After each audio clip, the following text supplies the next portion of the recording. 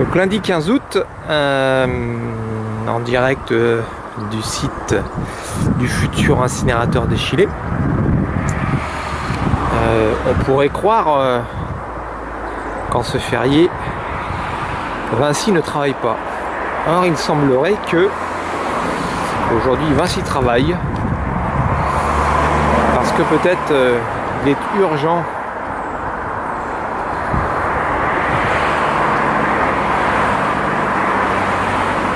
de construire. Ce qu'il faut savoir, c'est que Vinci a tout intérêt à construire ce site de l'incinérateur pour deux raisons. D'une part, l'attaque juridique qui a été faite au niveau du permis de construire.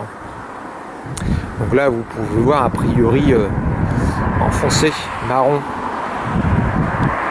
Certainement, probablement les cheminées. Il y a des fours où s'échapperont les fumées toxiques, hein, n'oublions pas, même si elles sont filtrées. Donc Vinci est attaqué sur le permis de construire, enfin les élus ou le site est attaqué sur le permis de construire. Donc ça veut dire que plus Vinci va aller vite, plus ils voudront croire que la justice leur donnera raison et de ne pas annuler le permis de construire. Et d'autre part, le permis, l'autorisation d'exploiter qui est attaquée par l'association PRA, et ben Vinci n'est pas concerné, c'est-à-dire que admettons que le permis de construire ne soit pas débouté en justice et que ce soit l'autorisation d'exploiter qui soit mis en cause, Vinci aura construit sa bébête pour 100 millions d'euros, donc cela lui aura rapporté de l'argent, bien entendu, puisqu'elle aura construit, et que Vinci se disent que ça soit exploité ou pas, c'est plus leur problème. Donc voilà, donc aujourd'hui 15 août, c'est très étonnant. Alors qu'hier j'ai pris des photos, peut-être que j'ai dû les mettre. Je vais voir tout à l'heure si j'ai pu vous mettre les photos de la veille du 14, donc un dimanche. Donc voilà, donc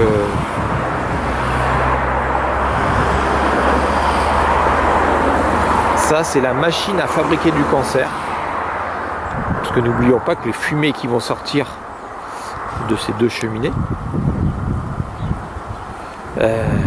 seront bien entendu toxiques, vont aller avec le vent. Là on a un vent qui vient d'est, donc tout va aller vers Soubise. Mais si c'est un vent d'ouest, bah, tout ira vers Échillé. Si c'est un vent du sud, bah, tout ira vers Rochefort. Voilà, et tout sera pollué. Et ces fumées qui s'en vont ne sont plus maîtrisables. Donc voilà. C'est très étonnant la rapidité à laquelle le constructeur veut faire construire ce projet que nous définissons comme inutile et imposé, puisque la population n'a pas été consultée. Il y a eu un vrai déni de démocratie. Voilà, donc alors on ne voit plus du tout maintenant l'ancien incinérateur, enfin l'actuel incinérateur qui fonctionne, on ne le voit plus. Voilà. Ce qui est très étonnant, c'est que rien n'a l'air de bouger, mis à part la tour à gauche là, qui est tenue suspendue. Voilà.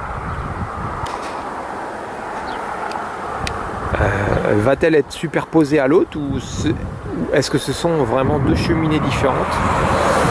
Je ne saurais pas vous répondre. Mais voilà.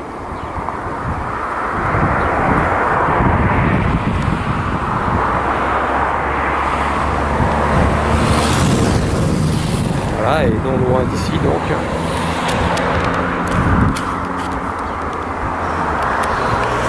Vous avez le pont de Martrou, hein, qui est pas loin du tout. Et donc, à 500 mètres à vol d'oiseau, nous aurions un grand site de France, ce qui est totalement aberrant, bien entendu. Et nos élus de la communauté d'agglomération de Rochefort-Océan, y compris certains élus qui se disent contre ce projet, nous affirme que le projet Grand Site de France est tout à fait envisageable avec ce projet d'incinérateur. Là vous avez l'incinérateur et quand vous allez à droite, vous avez juste en face, de l'autre côté de la rue, voilà, vous avez